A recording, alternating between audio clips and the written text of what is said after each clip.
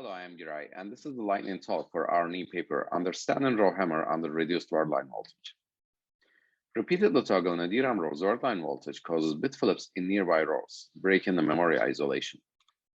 This vulnerability, called RowHammer, worsens in denser DRAM chips, and understanding RowHammer is critical to find effective and efficient solutions. However, no prior study demonstrates how this vulnerability varies with wordline voltage, VPP. In this work, our goal is to experimentally understand how VPP affects RowHammer and reliable DRAM operation.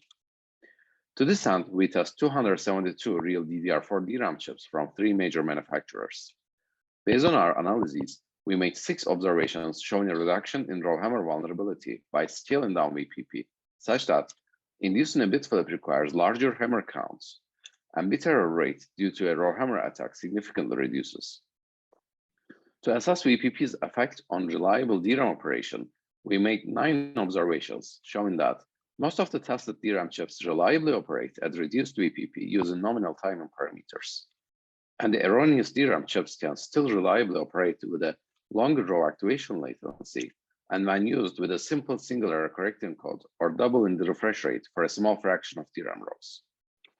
Based on our findings, we conclude that scaling down the wordline voltage can reduce RowHammer vulnerability without significant effect on reliable DRAM operation. Please attend our full talk at session 14 on June 30th if you're interested.